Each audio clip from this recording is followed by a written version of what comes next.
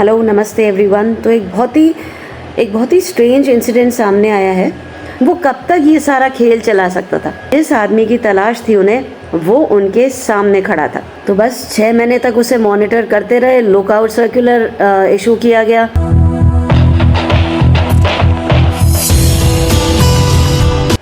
अब वो अमेरिका में बैठ के इंडिया को 1500 से ज़्यादा बॉम्ब वाले धमकी के ईमेल भेज रहा था।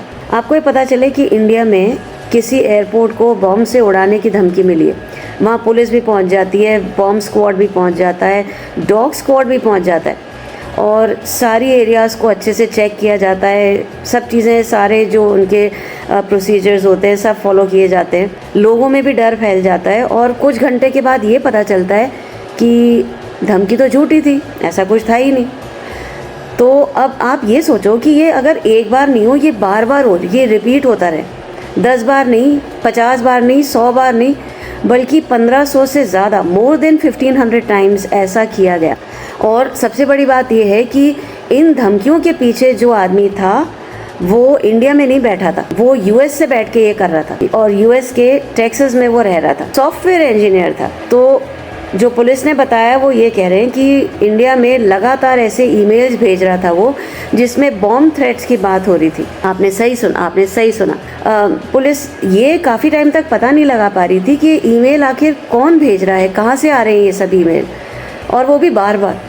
फिर एक दिन उसने खुद ही ऐसी बेवकूफ़ी कर दी, गलती कर दी, जिसने उसकी पूरी पहचान, उसकी आइडेंटिटी सामने ला के रख दी। और फिर आखिर में जब ये पता चला कि वो अमेरिका से इंडिया आया है, तो चेन्नई एयरपोर्ट पे उसे पकड़ लिया गया। कौन है ये आदमी? इसमें जिसका नाम सामने आया है वो है सारथ सुब्रमण्यम शंकर, या फिर सारथ शंकर सुब्रमण्यम।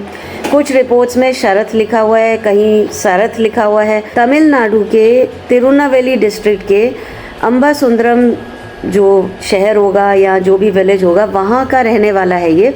और कुछ टाइम से ये इंडिया में नहीं था। यूएस के टेक्सास में ऑस्टिन एक सिटी है, ऑस्टिन में ये रह रहे थे और सॉफ्टवेयर कंपनी में ये काम कर रहे थे। तो जैसे यहाँ पे बाकी लोग रहते हैं, सॉफ्टवेयर इंजीनियर्स कितने सारे हैं यहाँ पे इसी फील्ड के, तो यहाँ उसकी जॉब चल रही थी, यूएस में रह रहा था और पहचान के लिए तो यही था कि भाई सॉफ्टवेयर इंजीनियर है। और दूसरी तरफ पुलिस ने ये बताया कि वो भारत में लगातार फेक बॉम्ब थ्रेट्स की ईमेल भेज रहा था। Airports, flights, schools, colleges, government offices और तो और अन्नामलाई यूनिवर्सिटी भी एजुकेशनल इंस्टीट्यूशंस को ऐसी ईमेल्स भेज रहे थे। पॉलिटिशियंस को, सीनियर पुलिस ऑफिशियल्स को, रिटायर्ड इंटेलिजेंस ब्यूरो ऑफिशियल्स तक को इस तरह की ईमेल्स जा रही थी। मतलब टारगेट्स की कोई एक कैटेगरी नहीं थी कि वो सिर्फ एयरपोर्ट्स पे या किसी फ्लाइट्स को टारगेट कर रहे थे। इस तरह के थ्रेट्स, ऐसी जब धमकियाँ आती है तो पूरे सिक्योरिटी सिस्टम को हिला के रख देते हैं ऐसी ईमेल्स भेजने से। तो अब ये सोचो कि ईमेल भेजने के बाद क्या होता था। तो मान लीजिए किसी, अब ऐसा यहाँ यूएस में कितनी बार होता है, तो उसी तरह से स्कूल्स को जैसे कोई ईमेल मिले कि वहाँ पे एक बॉम्ब रखा हुआ है, तो अब ये तो हो नहीं सकता कि कोई सोचेगा कि अरे ऐसे ही कोई मजाक कर रहा है, जस्ट अ होक्स, कुछ नहीं है ये तो। नेचुरली उसको सीरियसली लेना पड़ेगा और सीरियसली लेना चाहिए और ये मानना पड़ता है कि ये धमकी सच भी हो सकती है। फिर वहाँ पे पुलिस की टीम पहुँचती है, सारे रिसोर्सेज सब लगाया जाता है, बॉम्ब डिस्पोजल टीम भी आ जाती है, स्निफर डॉग्स भी लगाए जाते हैं, मतलब हर चीज़ चेक की जाती है। जैसे ऑब्वियसली ऐसे केस में सब कुछ किया जाएगा, लोगों को वहाँ से हटाया जाता है, सिक्योरिटी बढ़ा दी जाती है। और जब ये पता चलता है कि ईमेल फेक थी, वहाँ पे कुछ भी नहीं होता।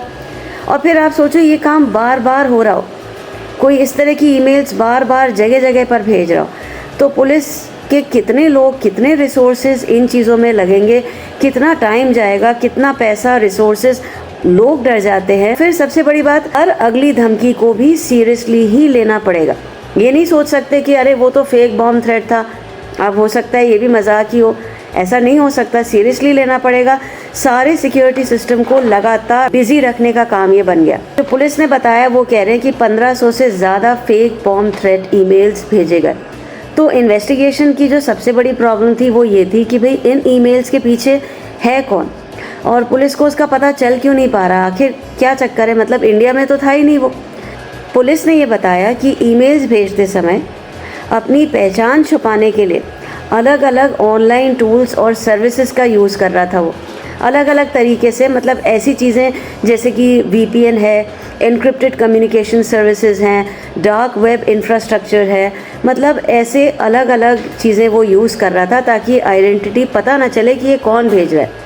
ओवरसीज सर्वर्स हैं, मतलब ईमेल देख के सीधे से ये पता लगाना आसान नहीं था कि इसे किस आदमी ने भेजा है, ये कहाँ से आ रही है। तो इन्वेस्टिगेटर्स इस पजल को जोड़ने में लगे हुए थे कि भाई ये कहाँ से आ रही हैं इस तरह की थ्रेट वाली ईमेल्स। पर फिर एक छोटी सी गलती हुई या बेवकूफ़ी हुई। इतनी सारी टेक्नोलॉजी, इतना सब कुछ यूज़ करने के बाद भी आइडेंटिटी छुपाने के लिए आखिर में एक इतनी सिंपल सी चीज़ की वजह से ये मामला आगे बढ़ पाया।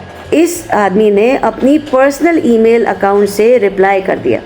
फिर क्या था, बस यही वो गलती थी, यही वो बेवकूफ़ी थी, यही वो जगह थी जहां इन्वेस्टिगेटर्स को एक ऐसी डिजिटल ट्रेल मिली जिससे उसके असली नाम तक वो लोग पहुंच गए। पता लग गया उन्हें कि ये कौन कर रहा है। अब आप सोचो, जिस आदमी ने अपनी पहचान छुपाने के लिए इतने सारे रास्ते इस्तेमाल किए, वही अपनी असली ईमेल आइडेंटिटी से जुड़कर उसने कोई रिप्लाई कर दिया, कोई ईमेल भेज दी।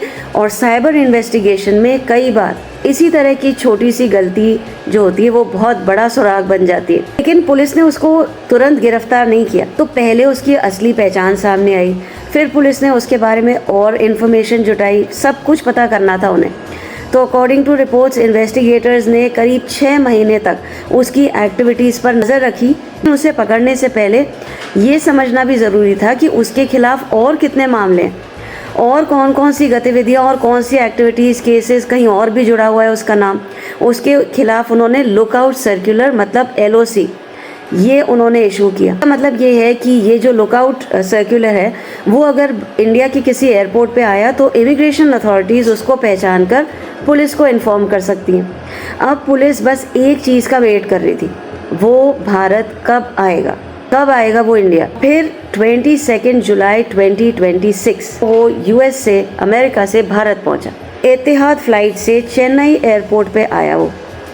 शायद उसे लगा होगा कि वो बस जैसे बाकी लोग जाते हैं उसी ऑर्डिनरी तरीके से वो बस इंडिया में एंटर करेगा, पहुंच जाएगा आसानी से, कौन पहचानेगा उसे। लेकिन इमिग्रेशन पर उसकी डिटेल्स सब चेक हुई और वहाँ अथॉरिटीज़ को ये पता चल गया कि जिस आदमी की तलाश थी उन्हें, वो उनके सामने खड़ा था। इमिग्रेशन ऑफिशियल्स ने उसे वहीं रोक लिया और इसके बाद तमिलनाडु एंटी टेररिज्म स्क्वाड को उसकी इन्फॉर्मेशन दे दी गई। ATS की टीम वहाँ पे पहुँची और उसे कस्टडी में ले लिया गया। मतलब जिस आदमी को पुलिस महीनों से ढूंढ रही थी, अरे हमें पता होता कि यहाँ टेक्सास में, ऑस्टिन में ऐसे कांड कर रहा है, ओह, उसे किसी सीक्रेट लोकेशन से नहीं पकड़ा गया, मतलब सीधे सीधे चेन्नई एयरपोर्ट से उसे अरेस्ट कर लिया गया। आखिर ये सब कर क्यों रहा था वो? क्या मिल रहा था उसको इस तरह की चीज़ें करके? क्या उसका इंटेंशन यही था, उसका मकसद था कि किसी जगह पे उसे बॉम्ब रखना था? क्या करना चाह रहा था वो इस तरह की ईमेल्स बार बार भेज के? क्या वो किसी ऑर्गेनाइजेशन से जुड़ा हुआ था? क्या कोई पर्सनल बदला था किसी वजह से? किस वजह से कर रहा था वो ऐसा? कोई और वजह थी इसकी? रीज़न क्या था इसके पीछे?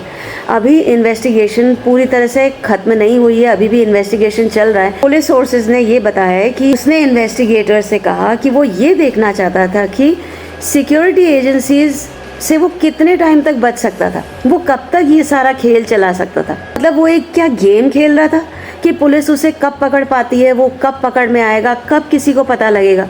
ये कह रहा है वो तो कि मैं ये देख रहा था कि कब तक मैं यही चीज़ चला सकता हूँ। ये बड़ी अजीब सी बात है, क्योंकि किसी सिस्टम को टेस्ट करने के लिए हज़ारों बॉम्ब थ्रेट्स भेजना कोई छोटी बात नहीं है। हर थ्रेट के बाद असली पुलिस ऑपरेशंस होते हैं। असल में ये पता लगाया जाता है, सारी चीज़ें की जाती हैं कि ये कौन कर रहा है। तो ऐसी तो अगर एक भी धमकी आ जाए तो बहुत बड़ी बात हो जाती है, और क्या पता धमकी सही निकल जाए, सीरियसली लेना पड़ता है। तो मुंबई भी जुड़ गया इससे। इंडियन एक्सप्रेस की जो रिपोर्ट है उसमें ये बताया गया कि मुंबई में पुलिस ने अलग अलग बॉम्ब थ्रेट केसेस को देखा तो उन्हें 9 कॉमन पैटर्न्स दिखाई दिए। मतलब अलग अलग जगहों पर ईमेल्स आए थे, लेकिन उनके अंदर कुछ ऐसी चीज़ें बार बार मिल रही थी जिससे पुलिस को ये लगा कि शायद इसके पीछे एक ही आदमी है, कोई एक ही इंसान का काम है ये। बॉम्बे स्टॉक एक्सचेंज, मतलब BSE का नाम भी सामने आया, कोर्ट्स में आए थे बॉम्ब थ्रेट्स, 5 स्टार होटल्स में, स्कूल्स में और भी ऐसे कई इंपॉर्टेंट लोकेशंस उसने टारगेट की थी। मुंबई पुलिस और तमिलनाडु पुलिस ने इन मामलों को सबको जोड़कर देखा।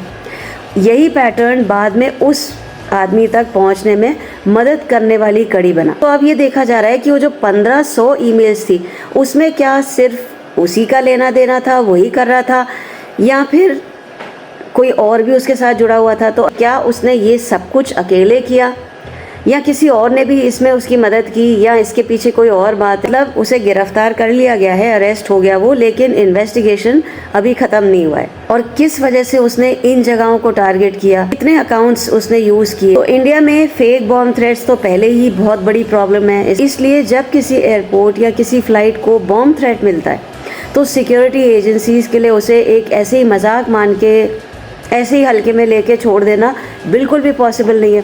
उन्हें हर बार हर चीज़ चेक करनी पड़ती है, सारे मेजर्स, सारे सिक्योरिटी मेजर्स, सब चीज़ें करनी पड़ती हैं। तो शायद इसी चीज़ का फ़ायदा उठाकर ऐसे लोग सिक्योरिटी एजेंसीज़ को बार बार दौड़ाते रहते हैं। लेकिन क्यों? इससे क्या मिल रहा था उसे? असली पर्पस था क्या? करना चाह रहा था कि वो ये चाह रहा था कि पता ना लगे कि कौन ईमेल भेज रहा है, कि वो US में बैठ के इस तरह से इंडिया में ईमेल्स भेज रहा है हज़ारों किलोमीटर दूर।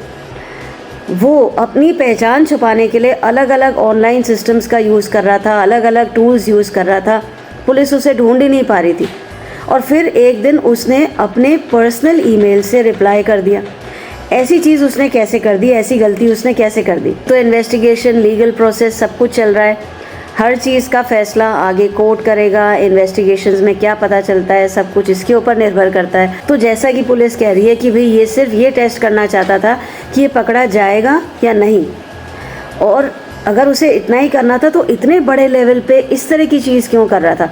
एयरपोर्ट्स को, स्कूल्स को, गवर्नमेंट ऑफिसेज़ को, पॉलिटिशियंस को भी, पुलिस ऑफिसर्स को भी, इस तरह के डिपार्टमेंट्स में और इतनी बड़ी बड़ी जगहों पे, इस तरह के स्टॉक एक्सचेंज में, वहाँ पर ये इस तरह के थ्रेट्स क्यों दे रहा था? और अगर वो एक बार इस अपनी पर्सनल ईमेल से रिप्लाई नहीं करता तो क्या पुलिस उसे पकड़ पाती?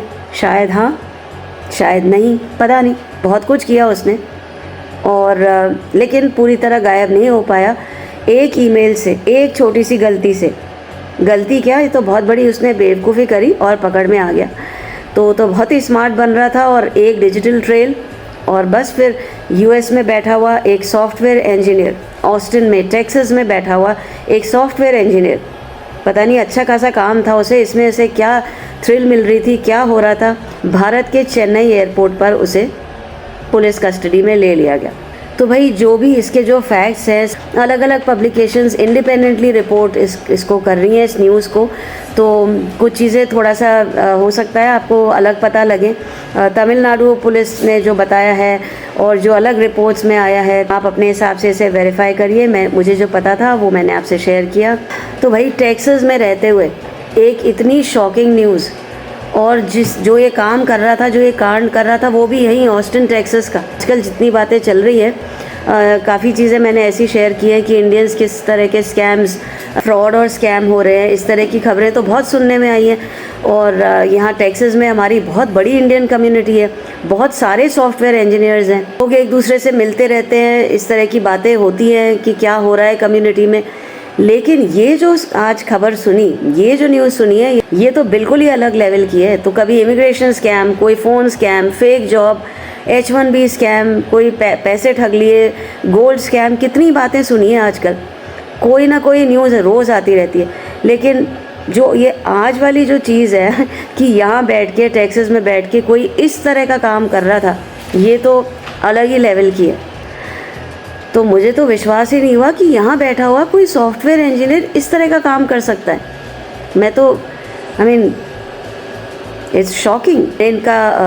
मैंने इनकी फेसबुक प्रोफाइल भी देखी, और पर वो मैं नहीं शेयर कर रही हूँ। उसमें मिल गई, अब वो डिलीट कर दे तो मुझे नहीं पता, लेकिन अभी तो फ़िलहाल तो मैंने देख ली, but I am not sharing it. Anyway, that's all for today. Thank you so much for watching.